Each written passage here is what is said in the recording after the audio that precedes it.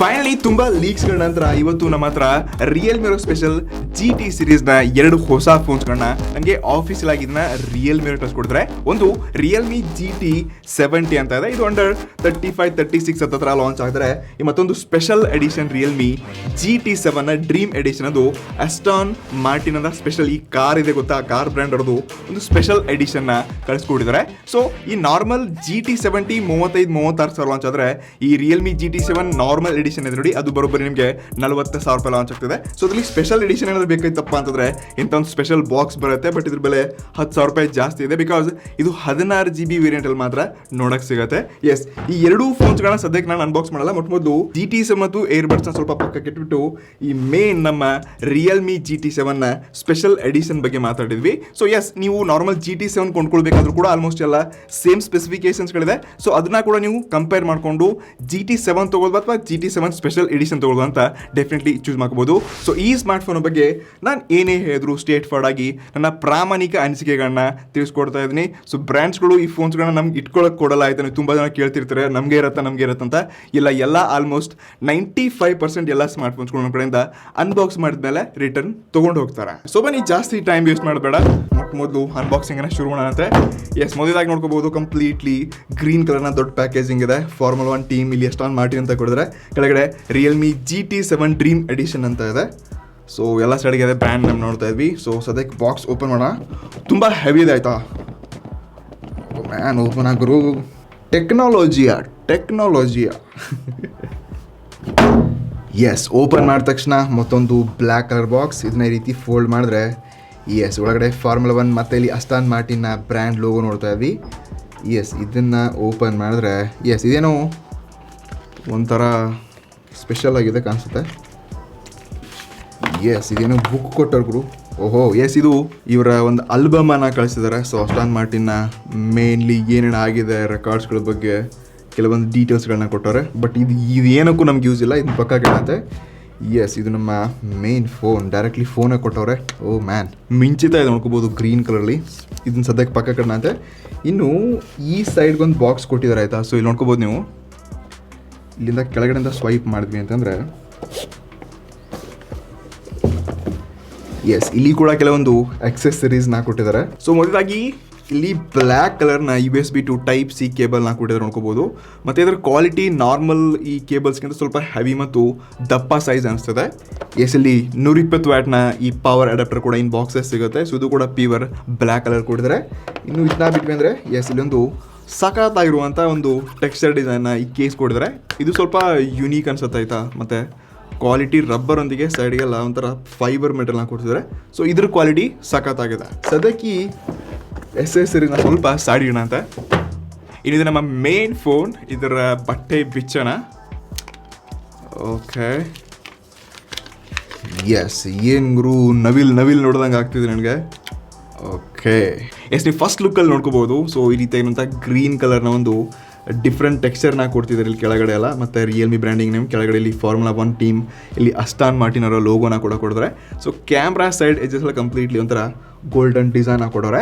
So first ಲುಕ್ಕಲ್ಲಂತೂ ತುಂಬ attractive ಮತ್ತು ಗ್ರೀನಿ colour ಏನು ಕೊಟ್ಟಿದ್ದಾರೆ. ಇದು ಸ್ವಲ್ಪ ಇನ್ನು ಬೇರೆ ಏನಾದರೂ ಲೈಕ್ ಗೇಮಿಂಗ್ ಫೀಲ್ ಇರುವಂಥ ಲೈಕ್ ಡಾರ್ಕ್ ಕಲರ್ ಕೊಟ್ಟಿದ್ದಾರಪ್ಪ ಅಂದರೆ ಇನ್ನೂ ಸಖತ್ತಾಗಿತ್ತು. ಸದ್ಯಕ್ಕೆ ಈ ಫೋನ್ನ ನಾನು ಫಸ್ಟ್ ಬೂಟ್ ಮಾಡಿಬಿಟ್ಟು ಒಂದು 3-4 ದಿವಸ ಇದನ್ನು ಟೆಸ್ಟ್ ಮಾಡಿಬಿಟ್ಟು ಸ್ವಲ್ಪ ಇನ್ ಡೀಟೇಲ್ ಆಗಿ ಈ ಫೋನ್ ಬಗ್ಗೆ ಎಲ್ಲ ಟೆಸ್ಟ್ ಮಾಡಿ ನಿಮಗೆ ಪ್ರೋಸ್ ಕಾನ್ಸ್ ಎಲ್ಲವನ್ನ ತಿಳಿಸ್ತಾ ಇದ್ದೀನಿ. ಸೊ ನೀವು ಇಲ್ಲಿವರೆಗೆ ವಿಡಿಯೋನ ನೋಡಿದ್ದೀರಾ, ಲೈಕ್ ಮಾಡಿಲ್ಲ ಅಂತಂದರೆ ಮೊದಲು ಲೈಕ್ ಮಾಡಿಬಿಟ್ಟು ಕನ್ನಡ ಟೆಕ್ ಕಮ್ಯುನಿಟೀಸ್ ಬಳಸೋಕ್ಕೆ ನೀವು ಸಬ್ಸ್ಕ್ರೈಬ್ ಮಾಡಿ ಸಪೋರ್ಟ್ ಮಾಡ್ಬೋದು. Yes guys, welcome back. ನಾನು ಈ ಫೋನ್ನ ಕರೆಕ್ಟ್ ಇವತ್ತಿಗೆ 7ನೇ ದಿವಸ ಯೂಸ್ ಮಾಡ್ತಾ ಇದ್ದೀನಿ. ಸೊ ಈ Realme GT7 design, build quality, battery performance overall 50,000 ರೂಪಾಯಿ ಕೊಟ್ಟು ಈ ಡ್ರೀಮ್ ಎಡಿಷನ್ ತೊಗೊಳ್ಳೋದು ಅಥವಾ ನಾರ್ಮಲ್ GT7 ಇದಕ್ಕಿಂತ ಬೆಟ್ರ್ ಇದೆ ಅಂತ ನಿಮಗೆ ಈ ವಿಡಿಯೋ ನೋಡಿದ್ರೆ ಡೆಫಿನೆಟ್ಲಿ ಎಲ್ಲ ಪೂರ್ತಿಯಾಗಿ ಅಂಡರ್ಸ್ಟ್ಯಾಂಡ್ ಆಗುತ್ತೆ. ಸೊ ಮೊದಲಾಗಿ ಡಿಸೈನ್, ಬಿಲ್ಡ್ ಕ್ವಾಲಿಟಿ ಹೇಗಿದೆ ಗುರು, ಏನು ವಿಶೇಷವಾಗಿದೆ ಅಂತ ಕೇಳಿದ್ರೆ, ಸೊ ಈ ಸ್ಪೆಷಲ್ ಎಡಿಷನ್ ಏನಿದೆ ಸ್ವಲ್ಪ ಸ್ಪೆಷಲ್ ಆಗಿ ಮಾಡಿದ್ದಾರೆ ಅಷ್ಟೇ. ಸೊ ಸೈಡ್ಗೆಲ್ಲ ಈ ವಿಂಗ್ಸ್ ಥರ ಡಿಸೈನ್ ನೋಡ್ತಾ ಇದ್ವಿ. ಆಸ್ಟನ್ ಮಾರ್ಟಿನ್ ಅವರ ಹಿಂದಿನ ಭಾಗ ಈ ಲೋಗೋನ ಕೊಡ್ತಿದ್ದಾರೆ. ಕ್ಯಾಮ್ರಾ ಮಾಡಲ್ಗೆ ಸ್ವಲ್ಪ ಫ್ರೇಮ್ಸಲ್ಲಿ ಈ ಗೋಲ್ಡನ್ ಶೇಪ್ನ ಕೊಡ್ತಾರೆ. ಆಲ್ಮೋಸ್ಟ್ ಎಲ್ಲ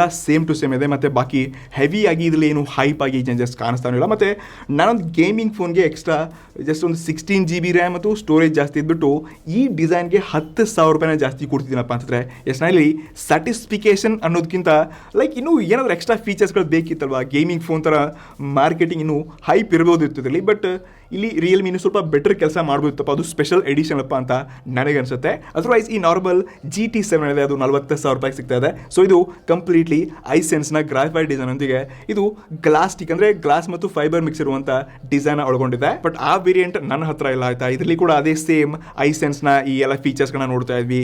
ಇದು ಕೂಡ 206 ಗ್ರಾಮ್ ಇದ್ರೆ ಅದು ಕೂಡ 206 ಗ್ರಾಮ್ ಇದೆ. ಎರಡಲ್ಲಿ ಕೂಡ IP69, 68, 66 ವಾಟರ್ ರೆಸಿಸ್ಟೆನ್ಸ್ ಒಂದಿಗೆ ಫ್ರಂಟ್ ಅಲ್ಲಿ ನಿಮಗೆ ಗೊರಿಲ್ಲಾ ಗ್ಲಾಸ್ 7i ನ ಪ್ರೊಟೆಕ್ಷನ್ ಕೊಟ್ರೆ, ಬ್ಯಾಕ್ ಅಲ್ಲಿ ನಿಮಗೆ ಅಲ್ಲಿ ಆರ್ಮರ್ ಶೆಲ್ ನ ಬ್ಯಾಕ್ ಗ್ಲಾಸ್ ಪ್ರೊಟೆಕ್ಷನ್ ಕೊಡ್ತಿದ್ರೆ. So over all build quality design ಅಲ್ಲಂತೂ ಪ್ರೀಮಿಯಂ ಫೀಲ್ ಕೊಡುತ್ತೆ. ಬಟ್ ನಾವು ಎಕ್ಸ್ಟ್ರಾ ದುಡ್ಡು ಕೊಡ್ತಿದ್ವಿ, ಆ ಪ್ರೀಮಿಯಂನೆಸ್ ಇದರಲ್ಲಿ ಇಲ್ಲ. ಬಾಕಿ ಈ ಫೋನ್ ಇಂದ ಪೋರ್ಟ್ಸ್ ಮತ್ತು ಬಟನ್ಸ್ ಬಂದಿದ್ರೆ ನಿಮಗೆ ಟಾಪ್ ಅಲ್ಲಿ ಐಆರ್ ಬಿಸ್ಟಲ್ ಮತ್ತು ಮೈಕ್ ನ ನೋಡ್ತಿದ್ವಿ. ರೈಟ್ ಸೈಡ್ ಗೆ ವ್ಯಾಲ್ಯೂಮ್ ರಾಕರ್ ಕೀ ಮತ್ತೊಂದು ಗೋಲ್ಡನ್ ಲಾಕ್ ತರ ಈ ಕೀನ ನೋಡ್ತಾ ಇದ್ವಿ. ಒನ್ ಹ್ಯಾಂಡ್ ಅಲ್ಲಿ ಕಂಫರ್ಟಬಲ್ ಯೂಸ್ ಮಾಡ್ಕೋಬಹುದು, ಪ್ರೆಸ್ ಕೂಡ ಮಾಡ್ಕೋಬಹುದು. ಕ್ವಾಲಿಟಿ ಕೂಡ ಸಖತ್ತಾಗಿದೆ. ಮತ್ತು ಬಾಟಮ್ ಅಲ್ಲಿ ನಿಮಗೆ ಸ್ಪೀಕರ್, ಸಿ ಪೋರ್ಟ್, ಮೈಕ್ ಮತ್ತೊಂದು ಹೈಬ್ರಿಡ್ ಸ್ಲಾಟ್ ನ ಕೊಡ್ತಿದ್ದಾರೆ. ಸೊ ಓವರ್ ಆಲ್ ಫೋನ್ ನ ಕೈಯಲ್ಲಿ ಗಟ್ಟಿಯಾಗಿ ಹಿಡ್ಕೋಬಹುದು. ಮತ್ತೆ ಇದರ ಸ್ಪೆಷಲ್ ಕೇಸ್ ಒಂದಿಗೆ ಗ್ರಿಪ್ ಕೂಡ ತುಂಬಾ ಚೆನ್ನಾಗಿದೆ. ಸೊ ಡೆಫಿನೆಟ್ಲಿ ನಾನು ಈ ಸ್ಪೆಷಲ್ ಎಡಿಷನ್ ನಿಮ್ಗೆ ತಗೊಳ್ಳಿ, ಸಖತ್ತಾಗಿದೆ, ಬೆಂಕಿ ಇದೆ ಅಂತ ಡಿಸೈನ್ ಅಲ್ಲಿ ಸಜೆಸ್ಟ್ ಮಾಡಕ್ಕೆ ಇಷ್ಟಪಡಲ್ಲ. ಬಟ್ 16 GB ರ್ಯಾಮ್ ಇದೆ ಅಂತ ಹೇಳ್ಬಿಟ್ಟು ನೀವೊಂದು ಆಪ್ಷನ್ ಇಟ್ಕೊಂಡಿದ್ರೆ ನೋಡ್ಕೋಬಹುದು. ಬಟ್ ಇದಕ್ಕಿಂತ ಬೆಟರ್ ನನಗೆ ಈ ನಾರ್ಮಲ್ 40,000 ರೂಪಾಯಿ GT7 ಬೆಸ್ಟ್ ಅನಿಸ್ತು. ಇನ್ನು ಯಾವಾಗ ಈ ಫೋನ್ ಇಂತ ಡಿಸ್ಪ್ಲೇಗೆ ಬರ್ತೀವಿ, ಎಸ್ರಲ್ಲಿ ನಾನು ತುಂಬಾ ಯೂಸ್ ಮಾಡಿದ್ದೀನಿ. ಸೊ ಇದ್ರಂಥ ವಿಡಿಯೋಸ್ಗಳಾಗಲಿ, ವಿಡಿಯೋಗ್ರಫಿ ಆಗಲಿ, ಎವನ್ ನಾನು 4K ವಿಡಿಯೋಗಳೊಂದಿಗೆ ಕೆಲವೊಂದು ಮೂವೀಸ್ಗಳನ್ನ ಕೂಡ ನಾವು ಮತ್ತೆ ನಮ್ಮ ಟೀಮ್ ಮೆಂಬರ್ಸ್ ಕೂಡ ಇದರಲ್ಲಿ ಯೂಸ್ ಮಾಡಿದ್ವಿ. ಎಸ್, ಈ ಫೋನಲ್ಲಿ 6.78 ಇಂಚಸ್ ಇರುವಂಥ 1.5K ರೆಸಲ್ಯೂಷನ್ ಹೊಂದಿರುತ್ತಾ ಆಂಬ್ಲೆಡ್ ಡಿಸ್ಪ್ಲೇ ನೋಡ್ತಾ ಇದ್ವಿ. ಅದು 1.07 ಬಿಲಿಯನ್ ಕಲರ್ಸ್ ಒಂದಿಗೆ ಇದರಲ್ಲಿ 6000 ಹಿಟ್ಸ್ನ ಪೀಕ್ ಬ್ರೈಟ್ನೆಸ್ ಕೊಡ್ತಿದ್ದಾರೆ. 120 Hz ರಿಫ್ರೆಶ್ ಒಂದಿಗೆ ಇದರಲ್ಲಿ ಸ್ಮಾರ್ಟ್ ಟಚ್, ವಾಟರ್ ಟಚ್ ಇನ್ನಿತರ ಫೀಚರ್ಸ್ನ ಕೂಡ ಆ್ಯಡ್ ಮಾಡಿದ್ರೆ ನೀರಲ್ಲಿ ಬಿದ್ದರೂ ಕೂಡ ಈ ಸ್ಮಾರ್ಟ್ ಫೋನ್ ಲೈಕ್ ನೀವು ಒದ್ದೆ ಕೈ ಇದ್ರೂ ಕೂಡ ಆರಾಮಾಗಿ ಇದನ್ನ ಯೂಸ್ ಮಾಡ್ಕೋಬಹುದು. ಇನ್ನು HDR10+ ಸಪೋರ್ಟ್ ಇರೋದ್ರಿಂದ ನೀವು ಇದರಲ್ಲಿ ಯಾವುದೇ HDR ಕಂಟೆಂಟ್ನ ಯೂಟ್ಯೂಬಲ್ಲಿ ಮತ್ತು ಬೇರೆ ಬೇರೆ ಈ OTT ಪ್ಲಾಟ್ಫಾರ್ಮ್ ಕೂಡ HDR ಕಂಟೆಂಟ್ ಇದರಲ್ಲಿ ಸಪೋರ್ಟ್ ಆಗುತ್ತೆ. ಕ್ವಾಲಿಟಿ, ಬ್ರೈಟ್ನೆಸ್ ಮಾತ್ರ ನೆಕ್ಸ್ಟ್ ಲೆವೆಲ್ ಇದೆ. ನಾವು ಡೇ, ಇಂಡೋರ್, ಔಟ್ಡೋರ್ ಎಲ್ಲ ಕಡೆ ಇದರಲ್ಲಿ ವಿಡಿಯೋಸ್ಗಳು ಮತ್ತು ಈ ಅಪ್ಲಿಕೇಶನ್ ಎಲ್ಲ ಯೂಸ್ ಮಾಡಿಬಿಟ್ಟು ಟೆಸ್ಟ್ ಮಾಡಿದ್ವಿ. ಸೊ ಈ ಡಿಸ್ಪ್ಲೇ ನಿಜವಾಗ್ಲೂ ಈ ಪ್ರೈಸಿಂದಲ್ಲಿ ಚೆನ್ನಾಗಿದೆ, ಒಳ್ಳೆ ಎಕ್ಸ್ಪೀರಿಯನ್ಸ್ ಏನೋ ಸಿಗ್ತಿದೆ. ಬಟ್ ತುಂಬ ಜನಕ್ಕೆ ಏನಾಗುತ್ತೆ, ಲೈಕ್ ನಾನು ಇಷ್ಟೊಂದು ದುಡ್ಡು ಕೊಡ್ತಿದ್ದೀನಿ, ನನಗೆ ಕಾರ್ಡ್ ಕೋರ್ ಕೊಟ್ಟಿದ್ರೆ ಪ್ರೀಮಿಯಂ ಫೀಲ್ ಇರ್ತಿತ್ತಪ್ಪ ಅಂತಾರೆ. ಬಟ್ ಫ್ಲ್ಯಾಟ್ ಡಿಸ್ಪ್ಲೇನಲ್ಲಿ ನಿಮ್ಗೆ ಏನೊಂದು ಗೇಮಿಂಗ್ ಎಕ್ಸ್ಪೀರಿಯನ್ಸ್ ಸಿಗುತ್ತೆ ನೋಡಿ, ಅದು ಬೇರೆ ಈ ಕರ್ವ್ಡ್ ಫೋನ್ಸ್ಗಳಲ್ಲಿ ನೋಡೋಕ್ಕೆ ಸಿಗಲ್ಲ. ಸೊ ಹೀಗಾಗಿ ಯಾವುದೇ ನೀವು ಗೇಮಿಂಗ್ ಫೋನ್ ನೋಡ್ತಿದ್ದೀರಾ ಕರೆಂಟ್ಲಿ ಅಂತಂದರೆ ಅವೆಲ್ಲ ಸ್ಮಾರ್ಟ್ ಫೋನ್ಸ್ಗಳು ಈ ಫ್ಲ್ಯಾಟ್ ಡಿಸ್ಪ್ಲೇ ನೋಡ್ಕೊಂಡಿದೆ. ಬಾಕಿ ಬೆಸಲ್ಸ್ಗಳು ಕೂಡ ಒಂದು ಸರ್ತಿ ನೋಡ್ಕೋಬೋದು. ಆ ಲೆವೆಲ್ಗೆ ಏನೋ ನಾನು ಬೇರೆ ಫೋನ್ಸ್ಗಳು ನೋಡ್ಕೊಂಡಿದ್ದೀನಿ, ಬೆಸಲ್ಸ್ಗಳು ಇದಕ್ಕಿಂತ ಕಮ್ಮಿ ಇರೋ ಫೋನ್ಸ್ಗಳು ಕೂಡ ತುಂಬ ಇದೆ. ಬಟ್ ಇಲ್ಲಿ ಕೂಡ ಬೆಸಲ್ಸ್ಗಳನ್ನ ಕಮ್ಮಿ ಮಾಡೋಕ್ಕೆ ರಿಯಲ್ಮಿ ಪ್ರಯತ್ನ ಮಾಡಿದ. ಇನ್ನು ಸ್ಪೆಷಲಿ ನೀವು GT ಮೋಡಲ್ಲಿ ಗೇಮ್ ಆಡಬೇಕಾದ್ರೆ 2600 ಆಡ್ಸೊಂದಿಗೆ ಇಲ್ಲಿ ಟಚ್ ಸ್ಯಾಂಪ್ಲಿಂಗ್ ನೋಡಿ ತುಂಬ ಅಲ್ಟ್ರಾ ಸ್ಮೂತ್ ಒಂದಿಗೆ ಕೆಲಸ ಮಾಡುತ್ತೆ. ಇದರಿಂದ ಟಚ್ ಎಕ್ಸ್ಪೀರಿಯನ್ಸ್ ಆಗಿರಲಿ, ಯೂಸೇಜಲ್ಲಿ ನಿಜವಾಗ್ಲೂ ತುಂಬ ಪ್ರೀಮಿಯಂ ಫೀಲ್ ಕೊಡುತ್ತೆ. ಬಟ್ ಇಲ್ಲಿ ನೀವು ಈ GT ಮೋಡ್ ಆನ್ ಮಾಡಿದ್ರೆ ಸ್ವಲ್ಪ ನಿಮ್ಮ ಬ್ಯಾಟ್ರಿ ಬೇಗ ಡ್ರೈನ್ ಆಗುತ್ತೆ. ಅಂದರೆ compare to like 7000 mAh battery ಕೊಡ್ತಿದ್ರೆ ನೀವು ಹೇಳ್ಕೊಡುವಾಗೆ ಹೆವಿಯಾಗಿ ಡ್ರೈನ್ ಆಗುತ್ತೆ ಅನ್ಕೊಳ್ಳೋ. ಬಟ್ ಗೇಮಿಂಗ್ ಆಡಬೇಕಾದ್ರೆ ಮಾತ್ರ ಈ GT ಮೋಡ್ನ ಯೂಸ್ ಮಾಡಿಲ್ಲ. ಅಂದರೆ ಜಸ್ಟ್ ವಿಡಿಯೋ ನೋಡಬೇಕಾದ್ರೆ, ಏನೋ ನೋಡಬೇಕಾದ್ರೂ ಕೂಡ GT ಮೋಡ್ ಆನ್ ಮಾಡೋಕ್ಕೆ ಹೋಗ್ಬೇಡಿ. ಸೊ ಇದು ಸ್ವಲ್ಪ ಬ್ಯಾಟ್ರಿ ಡ್ರೈನ್ ಮಾಡುತ್ತೆ. ಇದರಲ್ಲಿ ಇನ್ಸ್ಕ್ರೀನ್ ಫಿಂಗರ್ ಪ್ರಿಂಟ್ ಕೂಡ ಕೊಡಿದ್ರೆ, ಸೊ ನೋಡ್ಕೋಬೋದು. ಜಸ್ಟ್ ನಾನು ಈ ರೀತಿ ಟಚ್ ಮಾಡಿದ್ರೆ ಸೂಪರ್ ಫಾಸ್ಟ್ ಆಗಿ ಇದು ಅನ್ಲಾಕ್ ಆಗುತ್ತೆ. ಎವನ್ ಡುವಲ್ ಸ್ಟೀರಿಯೋ ಸ್ಪೀಕರ್ಸ್ನ ಕೂಡ ಕೊಡಿದ್ರೆ. ಒಂದು ಸರ್ತಿ ನಿಮಗೆ ಇದ್ರ ಆಡಿಯೋನ ತೋರಿಸ್ತೀನಿ. ಓಕೆ,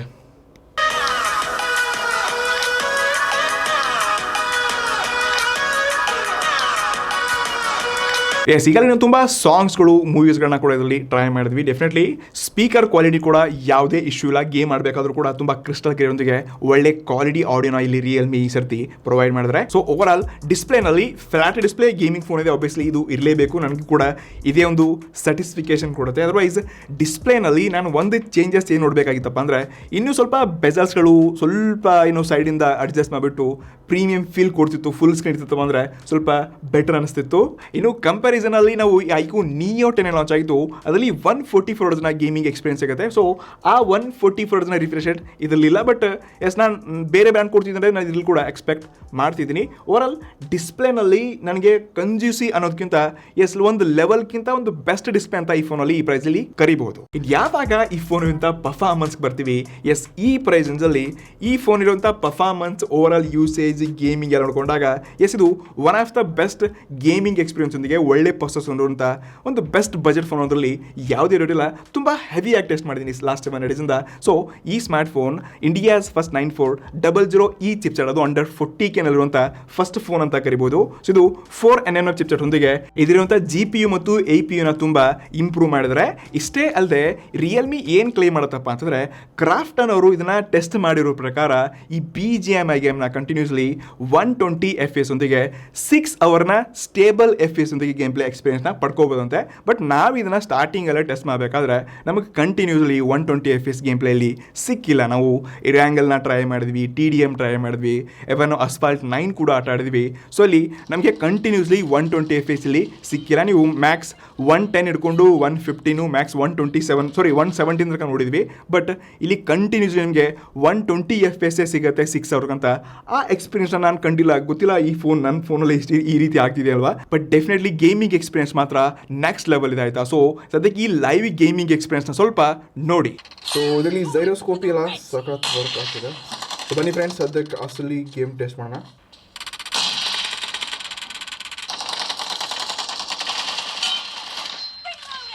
ಇಷ್ಟೇ ಅಲ್ಲದೆ ರಿಯಲ್ಮಿ ಮತ್ತೊಂದು ಏನು ಹೈಲೈಟ್ ಮಾಡಿದ್ರು ಅಂದರೆ, ಸೊ ಈ ಫೋನ್ 2.4 ಮಿಲಿಯನ್ ಅಂತದ್ದು ಸ್ಕೋರ್ನ ಒಳಗೊಂಡು ಬರುತ್ತೆ ಅಂತ. ಬಟ್ ನಾನು ಇದನ್ನ ಪರ್ಸನಲಿ 2-3 ಟೈಮ್ ಟೆಸ್ಟ್ ಮಾಡಿದೆ. ಹತ್ರ ನನಗೆ 20 ಲಕ್ಷ ಒಂದು ಸರ್ತಿ ಬಂತು, 21 ಲಕ್ಷ ಒಂದು ಸರ್ತಿ ಬಂತು. ಬಟ್ ಇಲ್ಲಿ 2.4 ಇದೊಂಥರ ನೀವು ಏನು ಇಲ್ಲದೆ ಯೂಸ್ ಮಾಡಿದೆ, ರೆಗ್ಯುಲರ್ ಯೂಸ್ ಮಾಡಿಕೊಂಡು ಅಲ್ಟ್ರಾ ಬೂಸ್ಟ್ ಮಾಡಿಬಿಟ್ಟು ಈ ಒಂದು ರ್ಯಾಂಕಿಂಗ್ನ ಬ್ರ್ಯಾಂಡ್ಸ್ಗಳು ಹೈಪ್ ಮಾಡ್ತಿರುತ್ತೆ. ಬಟ್ ಉಳಿದಿರೋಂಥ ನೀವೇನು ಫೋನ್ಗಳನ್ನ ತೊಗೊಂಡಿರೋದು ಕೂಡ ನಿಮಗೂ ಕೂಡ ಇಲ್ಲೇ ಇಷ್ಟೇ 20-21 ಲಕ್ಷ ಹತ್ರ ಅಂತದ್ದು ಸ್ಕೋರ್ ಬರುತ್ತೆ. ಬಟ್ ಇದೇನು ಈ ಪ್ರೈಸ್ ರೇಂಜಲ್ಲಿ ಕಮ್ಮಿ ಅಂತ ಅನ್ಕೋಕ್ ಹೋಗ್ಬೇಡಿ. ಎವನ್ ರಿಯಲ್ಮಿ ಕ್ಲೇಮ್ ಮಾಡುತ್ತೆ ಇದು ಗ್ಲೋಬಲಿನೇ ಬೆಸ್ಟ್ ಪರ್ಫಾರ್ಮೆನ್ಸ್ ಇರುವಂತ ಟಾಪ್ 3 ನಂಬರ್ ಅಂತ ರಿಯಲ್ಮಿ GT7 ಅಂತ ಕರೀತಿದ್ದಾರೆ. ಇಷ್ಟೇ ಅಲ್ಲದೆ ಫ್ಲಾಗ್ಶಿಪ್ LPDDR5X ಒಂದಿಗೆ UFS 4.0 ಒಂದಿಗೆ ತುಂಬಾ ಬೇರೆ ಬೇರೆ ವೇರಿಯಂಟ್ಸ್ಗಳು ಮತ್ತು ಬೇರೆ ಬೇರೆ ಮಾಡೆಲ್ಸ್ಗಳನ್ನ ಕೂಡ ಲಾಂಚ್ ಮಾಡಿದ್ದಾರೆ. ಸೊ ಓವರ್ ಆಲ್ ಪರ್ಫಾರ್ಮೆನ್ಸ್ ಅಲ್ಲಿ ನಾವು ಎಲ್ಲ ಗೇಮ್ಸ್ಗಳನ್ನ ಟ್ರೈ ಮಾಡಿದ್ವಿ. ಆ್ಯಪ್ ಓಪನಿಂಗ್ ಆಗಿರಲಿ, ಯೂಸೇಜ್ ಯಾವುದ್ರಲ್ಲೂ ಇಲ್ಲಿ ಕಂಜ್ಯೂಸಿ ಕಮ್ಮಿ ಇದೆ ಅಂತ ಅನ್ಸಿಲ್ಲ. ನಿಜವಾಗ್ಲೂ ಅಂಡರ್ 40K ಬಜೆಟಲ್ಲಿ ನಾನು ಇದುವರೆಗೆ ಟೆಸ್ಟ್ ಮಾಡಿರುವಂಥ one of the best performance phone ಅಪ್ಪ ಅಂತಂದ್ರೆ ನಾನು ರಿಯಲ್ಮಿ GT7 ಅಂತಾನೆ ಕರಿಬಲ್ಲ. ಬಟ್ ಇಲ್ಲಿ ಇವರು ಕಂಟಿನ್ಯೂಸ್ಲಿ 120 FPS ನ ಗೇಮ್ ಪ್ಲೇ ಸಿಗುತ್ತೆ ಅಂತ ಹೇಳಿದ್ರೆ.